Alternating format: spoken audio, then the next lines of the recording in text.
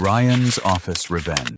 The security guard had just grabbed my arm when I realized the Thornfield family had made the biggest mistake of their corporate lives. I'm Gary Winchester, 47 years old, and I've been doing financial audits for Apex Capital Holdings for the past 15 years. Most people think auditors are just glorified accountants who check receipts and make sure the numbers add up. They're not wrong, but they're missing the bigger picture. In my line of work, I decide whether billion-dollar deals live or die. The thing is, I don't look like someone who controls that kind of money. I drive a 10-year-old Honda Civic, buy my suits at Men's Warehouse during their sales, and I've never owned a watch that cost more than $200. My wife, Sarah, always tells me I should dress the part more. But honestly, I like flying under the radar. People make assumptions about the quiet guy with the cheap tie, and sometimes those assumptions work in my favor. The Thornfield Industries charity gala was supposed to be a routine evening. 300 of the city's business elite gathering at their corporate headquarters to announce the $3.2 billion acquisition that would make them the largest manufacturing conglomerate on the East Coast. I was there to sign off on the final compliance review, basically the last signature needed before Apex released the funds. But let me tell you how this whole mess started. I'd been tracking some irregularities in Thornfield's books for about 3 weeks before the gala. Nothing major at first, just some expense categories that didn't quite add up when I ran my standard audit protocols. The company's main financials looked solid, but their charitable foundation showed some interesting patterns. Administrative costs that seemed high. Consulting fees to companies I couldn't verify. The kind of red flags that make an auditor's coffee taste a little more bitter in the morning. My supervisor, Neil Bennett, had asked me to keep a close eye on things during the gala. Just observe, he'd said. See how they operate when they think nobody's watching the books. The invitation said G. Winchester at table 12, right up front with the executives and board members. Nothing fancy about it, just my initials and last name. I showed up in my usual dark navy suit, the same one I wear to every corporate function. Clean, professional, but not flashy enough to draw attention. That's when I met Isabel Thornfield. She was standing near the executive table when I approached, wearing a dress that probably cost more than my monthly mortgage payment. Blonde, maybe early 40s, with the kind of confidence that comes from never having to wonder if your credit card will get declined. Next to her stood a younger woman who looked like a carbon copy. Same blonde hair styled the exact same way, same entitled expression. Had to be her daughter. The executive section was impressive. I'll give them that. Crystal glasses, real silverware, centerpieces that looked like they cost more than most people's car payments. The nameplate in front of my assigned seat read G. Winchester in elegant gold lettering. "Excuse me," Isabel said as I pulled out the chair. Her voice had that particular tone that rich people use when they're about to explain why you don't belong somewhere. "I think you might be in the wrong section." I looked down at the nameplate, then back at her. "This is my seat," I said politely. G. Winchester. She actually laughed. Not a polite chuckle, but a genuine laugh like I'd just told her a joke. "Honey, this section is for executives and major investors. You're probably looking for the employee tables in the back." Now, I've been doing this job long enough to know that assumptions get made. People see a guy who shops at Target and assume he's not important. They hear auditor and think bean counter. They look at my 15-year-old briefcase and figure I'm nobody special. The daughter, I found out later her name was Stephanie, decided to join the conversation. "Mom's right," she said with that particular smugness that comes from being 24 and never having worked a real job. "This is the VIP section. Maybe you should check with catering about where staff members are supposed to sit." I felt that familiar tightness in my chest that I always get when people treat me like I'm invisible. It's the same feeling I had 20 years ago when my dad lost his factory job and we had to deal with bank officers who talked to him like he was stupid. The same feeling I swore I'd never let anyone make me feel again. But here's what Isabel and Stephanie didn't know. Every major acquisition deal includes what we call behavior standards in the fine print. It's usually buried somewhere around page 200, right between the environmental liability section and the pension obligations. Most executives never read it, because they assume it doesn't apply to them.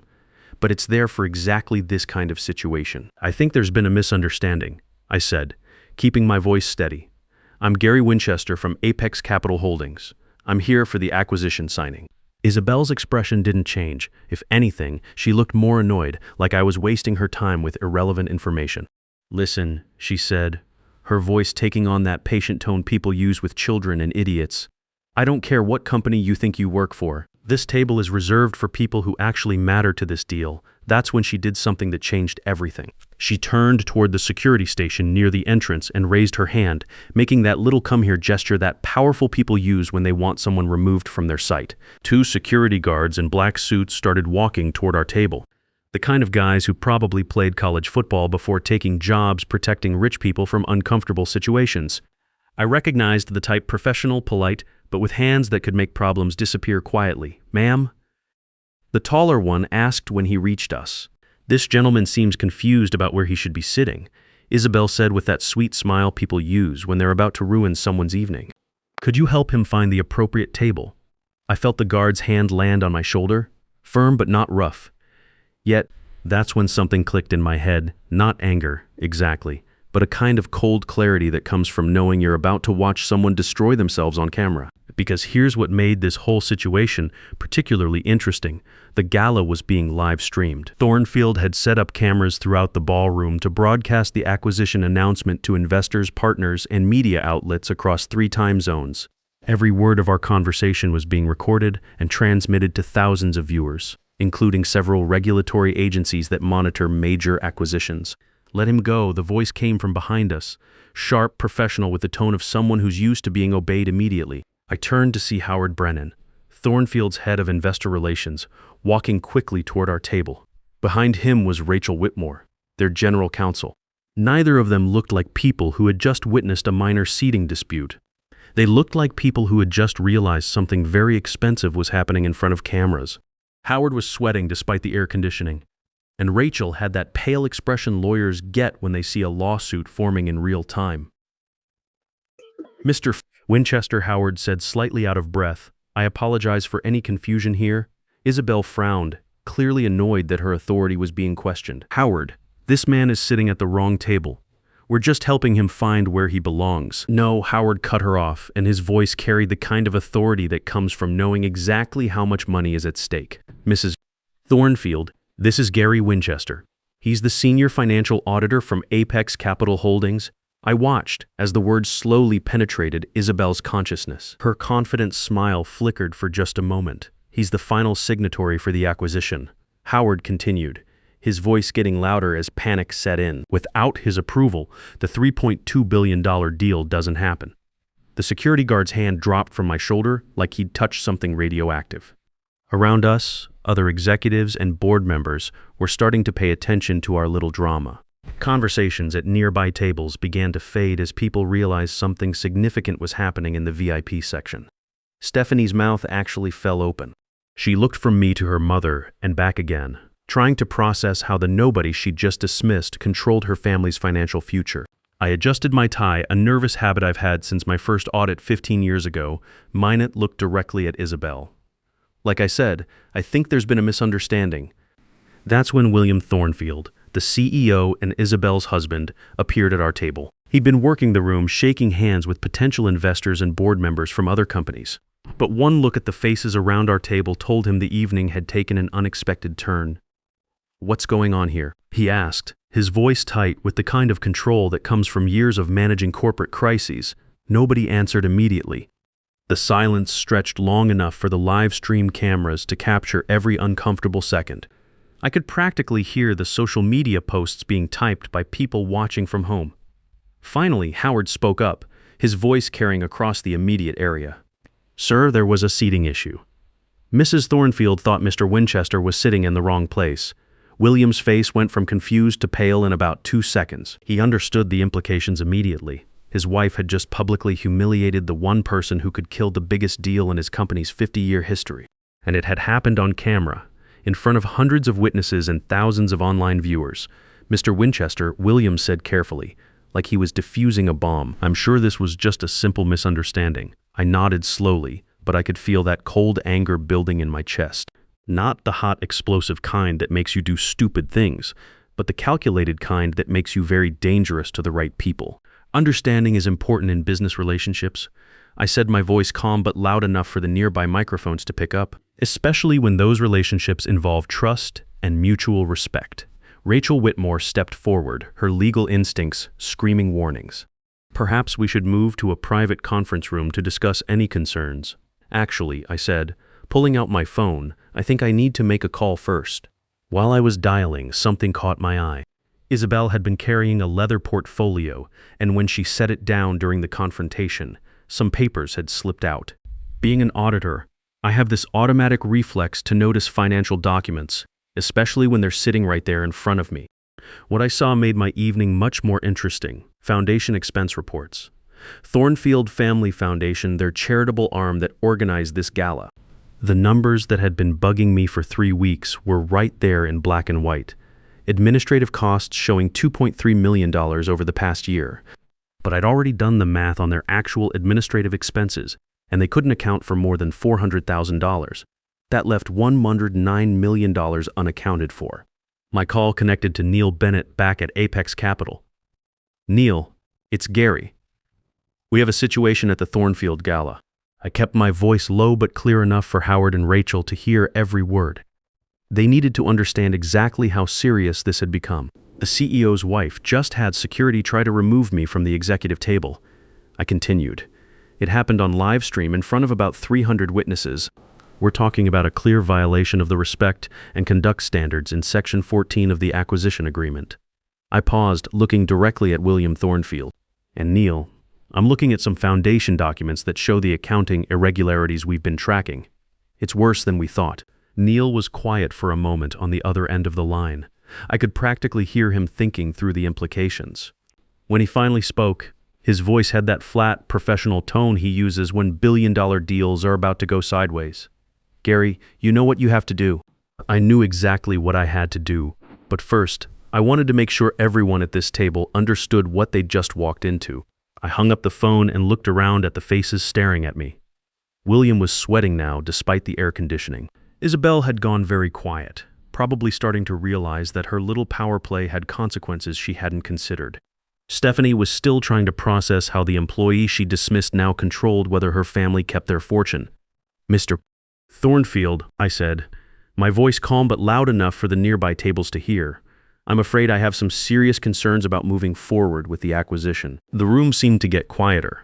Even the background conversation from other tables faded as people started to notice that something important was happening in the VIP section. What kind of concerns? William asked, though his expression suggested he really didn't want to know the answer. I picked up the foundation paperwork that had spilled from Isabel's portfolio. Well, for starters, your family foundation's financial statements show some significant discrepancies. $1.9 million in unaccounted administrative expenses over the past 12 months.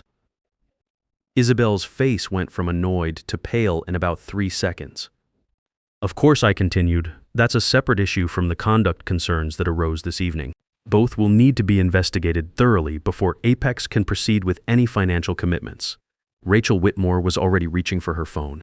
She knew that once regulatory agencies got involved, the acquisition would be dead in the water for months, maybe permanently. Howard tried to salvage the situation. Mr. Winchester, surely we can resolve this privately. Mrs. Thornfield made an honest mistake, and any accounting issues can be cleared up quickly. I looked at him with the kind of patience you develop after 15 years of explaining complex financial concepts to people who don't want to understand them. Mr. Brennan, your boss's wife just had security try to physically remove the person responsible for approving your company's survival. She did it in front of cameras, witnesses, and a live internet audience. That's not an honest mistake. That's a pattern of behavior that raises serious questions about this company's leadership and values. William stepped forward, desperation starting to show around the edges of his professional composure. Mr. Winchester, please. This acquisition benefits thousands of employees, multiple communities. My wife's behavior tonight was inappropriate, but surely we can separate personal conduct from business necessity. Can we? I asked. Because from where I sit, this looks exactly like the kind of corporate culture that leads to the accounting irregularities I've been tracking for 3 weeks. I held up the foundation documents. Someone has been systematically moving money out of your charitable foundation. Money that was supposed to go to local schools, homeless shelters, and community programs. Instead, it looks like it's been funding some very interesting personal expenses. The silence that followed was the kind you hear right before something expensive breaks. Isabel finally spoke, her voice smaller than it had been all evening. You don't understand. Those expenses were legitimate business costs, $50,000 for consulting services, from a company that doesn't seem to exist. $75,000 in travel expenses for foundation business that includes first-class flights to Hawaii and Paris. A $120,000 administrative fee paid to an LLC registered to your home address. Each number hit the table like a physical blow. William's face was now the color of old newspaper. Mrs. Thornfield, I continued, you've been stealing money from charity. And tonight you had the nerve to treat me like I was beneath your notice, while the evidence of your crimes was sitting right there on the table. By now, our conversation had drawn the attention of pretty much everyone in the VIP section. Phone cameras were definitely recording, and the live stream was capturing every word. This wasn't going to stay private no matter what William wanted. Rachel finally found her voice. Mr. Winchester, these are serious allegations. Perhaps we should involve legal counsel before making any public statements. Oh, we're definitely involving legal counsel, I said, along with the IRS, the State Attorney General's Office, and the Securities and Exchange Commission. See, when you're handling a $3.2 billion acquisition, you have certain reporting obligations, and when you discover evidence of charity fraud during that acquisition process, well, that's not something you can just ignore. I pulled out my phone again and started typing. I'm sending Neil copies of these documents right now. He'll have them forwarded to the appropriate agencies within the hour. William made one last desperate attempt. Gary, can I call you Gary? I understand you're upset. My wife made a terrible error in judgment tonight, but destroying this deal won't just hurt our family. It'll hurt thousands of innocent employees, pension funds, retirement accounts. I looked at him for a long moment, thinking about my dad and his friends who lost everything when their company collapsed because the executives were too busy stealing to run the business properly. Mr. Thornfield, you're asking me to approve a $3.2 billion investment in a company where the CEO's wife steals from charity and treats audit professionals like servants. Where do you think this ends? What happens when she decides the pension fund has too much money sitting around? What happens when she thinks employee healthcare costs are cutting into her vacation budget? I stood up and straightened my cheap suit jacket. The answer is no. The acquisition is terminated, effective immediately. Apex Capital will be withdrawing all offers and notifying the appropriate regulatory agencies about what we've discovered tonight. The effect was immediate and devastating. Around the ballroom, phones started buzzing as news of the deal's collapse began spreading through financial networks. Stock prices would be plummeting within minutes. The company's credit lines would probably be frozen by morning. But I wasn't finished yet. Mrs. Thornfield, I said, looking directly at Isabel, you might want to contact a criminal defense attorney. The IRS takes charity fraud very seriously. So does the Justice Department. I picked up my briefcase and headed for the exit, leaving behind a table full of people who were just beginning to understand how much their evening of arrogance was going to cost them. The next 72 hours were a masterclass in how quickly corporate empires can collapse when the foundation is rotten. By the time I got home that night, Sarah was already in bed reading. She looked up when I came in and could tell immediately that something significant had happened. How was the gala? She asked. Well, I said, loosening my tie. I think I just cost someone $322 billion and probably sent a few people to prison. She put down her book. After 22 years of marriage, she knows when I'm not joking. I told her the whole story over coffee the next morning. About Isabel's arrogance, the security guards, the foundation documents, about how people assume that power comes from fancy clothes and expensive cars, when real power comes from being the person who controls whether the money flows or stops. Good, Sarah said when I finished. Some people need to learn that lesson the hard way. The financial markets opened that Monday with Thornfield Industries down 47% before trading was suspended. The SEC announced a formal investigation into the company's charitable foundation. The IRS opened their own probe. The Justice Department's white-collar crime unit issued a statement saying they were reviewing the matter. By Wednesday, Isabel was in handcuffs. The FBI arrested her at her country club during her weekly tennis game. Turns out the $1.9 million she'd stolen from the foundation was just the beginning. Federal investigators found evidence of wire fraud, tax evasion, and money laundering going back 5 years. She'd been using charity funds to pay for luxury vacations, jewelry, a condo in Miami, and even plastic surgery. Stephanie lost her marketing director position when the board discovered she'd been helping her mother hide the transactions. The company's internal investigation found emails where she'd discussed moving money between accounts and creating fake invoices for services that were never performed. William tried to distance himself from the scandal, but it was too late. The board forced him to resign, and he filed for divorce, hoping to protect whatever assets he could salvage. It didn't work. The company filed for bankruptcy within 8 months. The really satisfying part came 6 months later when I read about Isabel's sentencing hearing. The judge gave her 7 years in federal prison and ordered her to pay back every penny she'd stolen, plus penalties and interest. During the hearing, several charity recipients testified about programs that had been cut because of her theft. A homeless shelter had to close its doors. A scholarship fund for disadvantaged kids was eliminated. Mrs. Thornfield, the judge said, "You didn't just steal money. You stole hope from people who had very little to begin with." Stephanie got 3 years and a felony record that ended any hopes of a career in corporate America. The local newspapers had a field day with the story, from Gala to handcuffs. How one night of arrogance destroyed a fortune ran on the front page of the business section. The article included screenshots from the live stream showing the exact moment when Isabel called security on me. But here's what I found most interesting. Within 2 weeks of the scandal breaking, I started getting calls from other companies, not complaints, but job offers. Apparently, word had spread through the financial community about the auditor who'd taken down a corrupt family empire in one evening. Firms wanted someone with the backbone to say no when powerful people tried to push them around. I turned down most of the offers. I like my job at Apex Capital. I like working with Neil, who backed me up completely throughout the whole investigation. And honestly, I like the fact that people still underestimate the quiet guy with the cheap suits. 3 months after Isabel's arrest, I got an unexpected call from Howard Brennan.